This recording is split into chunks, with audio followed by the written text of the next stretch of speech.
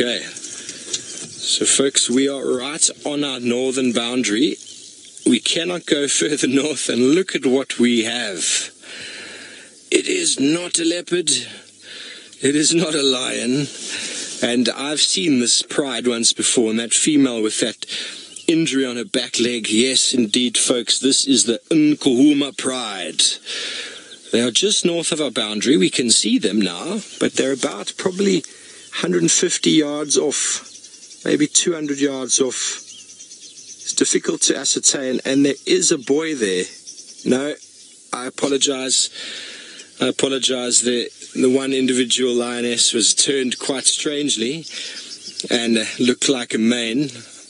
My binoculars are nowhere near as good as the screen. I should just look at the monitor. So we can count 1, 2, 3, 4, 5, 6, 7, 8, 9, 10, and one cub. I can count 11 there. Don't know if you can, folks. 12, including the lioness that's walking. She's walking towards a little pan.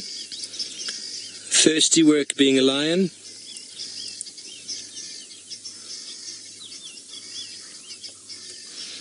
Now, some of you who are just joining us might look at a wound like that and wonder, how can the animal survive? And apparently that wound was far worse than it is now.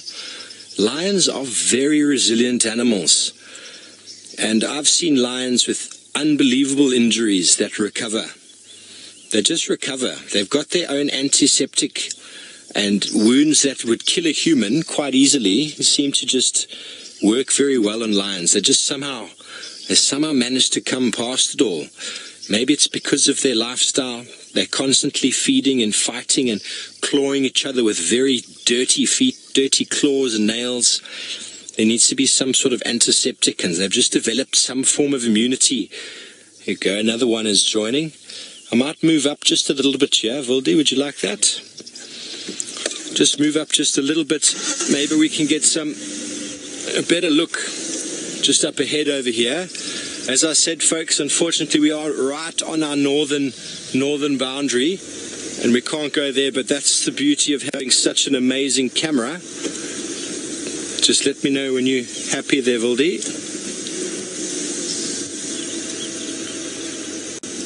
Is that good?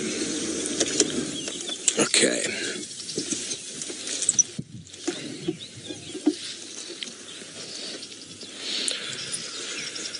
Diane and Kobe, you agree with me at Tawny Eagle. Thank you for clarifying that. I hope you maybe had a little bit longer with the screenshot, perhaps, to look in your book. It flew off and I didn't take a photo. So thank you for assisting in that identification. There we go. There comes the second lioness. So this is the time of day these animals are active. Not sure what they've been up to. We haven't seen them for a couple of days. I'm not sure if you folks can hear on our left-hand side here. We've got this very, very loud chattering of the helmeted guinea fowl. Can you hear it, Lou?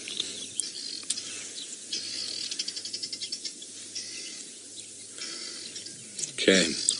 So that is an alarm call that these guinea fowl use, and it's often you can find predatory birds and also sometimes leopards and lions because of that call. And I don't think that those birds can see the lions. They're very far away, but I'm just going to keep my eyes in the bushes here as well. Yeah, they're just crossing the road, Wilde.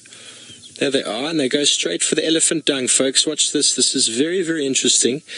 Guinea fowl are the manures. Oh, he's not very interested. Maybe because of the alarm call, they're getting out of they're not going to be exposed. But normally, that helmeted guinea fowl would have scratched through that elephant dung for any leftover grass seeds. And they're also very, very, they're very, very favorable for the green matter, the half undigested grass matter or leaf matter, generally grass matter, the elephant hasn't digested. We know that the elephants feed on a huge amount of food a day, and they only digest about between 25 and 40% of it. So 60% of that is still very, very good fermented vegetation.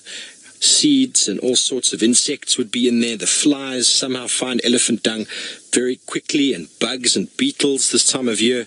Dung beetles are very prevalent.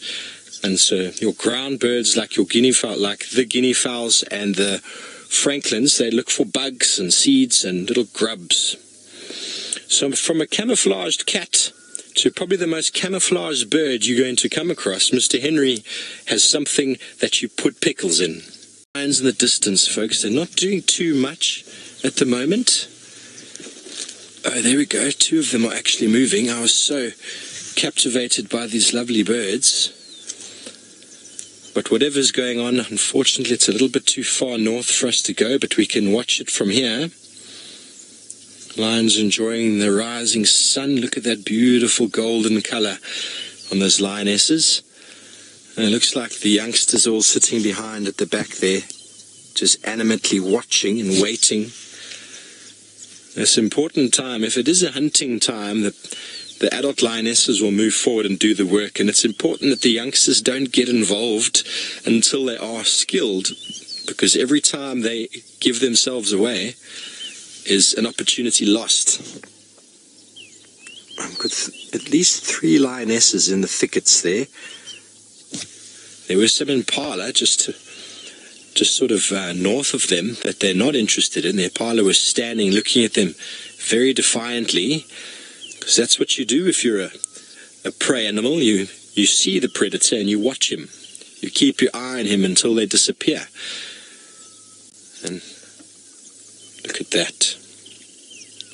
Slow and deliberate. Doesn't seem to be too much intention at the moment.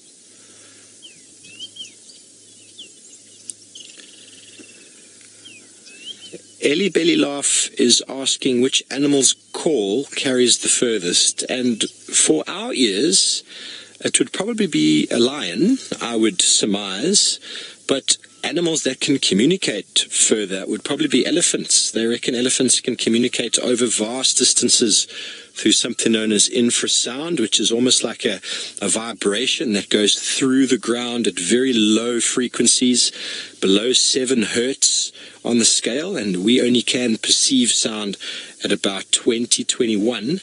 But definitely the lion's roar, I would say, out here in the savannah, is one that carries quite far. Hyenas can carry quite far as well. Zebras also, their call is quite loud. Nowhere near as loud as the lions, though. So I would definitely imply a lion would probably be the loudest. What do you think, V? Sounds good. Lion, hey, lion. After the hardy-dah. The hardy-dah is probably the most annoying sound, not the loudest, but they tend to sleep in trees above our beds, and then they wake you up. Also known commonly to many as the Sandton fish eagle. And if any of you have ever been to Johannesburg in South Africa, there's quite a prominent area there called Sandton, and the hardy-dahs are very common in Johannesburg. And as in the bush, we have the fish eagle, which is a very nice bird and bird call. The hardy-dah frequents Johannesburg because of all the gardens and lawns, and it is quite commonly known as a Sandton fish eagle. A little bit of a jibe there.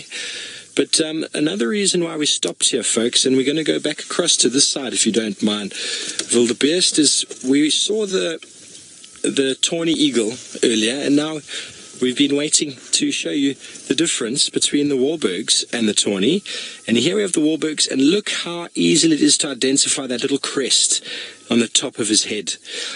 Obviously, this is not a pale morph. This is one of the darker morphs, so you can easily confuse it with the tawny. But look at that crest on the head. It also, if you compared it in size, it is slighter in build. If they sat together, there would be a few inches difference in the size of the two birds. And the beak also, if you look at it, it's not very prominent. It's quite sort of sharp and small. They have a much smaller food base than the tawny eagle. Feeding on just a smaller degree. So nice to have the comparisons there.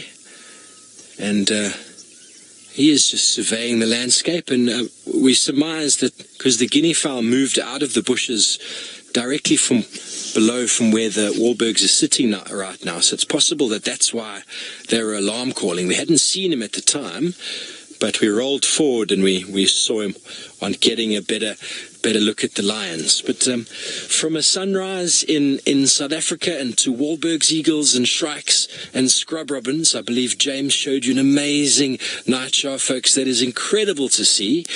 We're going to stay with these lions. We're going to go through to Miss McCurdy, who has a wonderful sunrise. We didn't think we were going to see the sun rise at all today because the haze, the clouds, whatever you want to call it, is still sitting over the top of the Masai Mara and the Mara Triangle. And it doesn't seem to want to go away. But it has afforded us with the most beautiful view of a bright red sun and a couple of hot air balloons also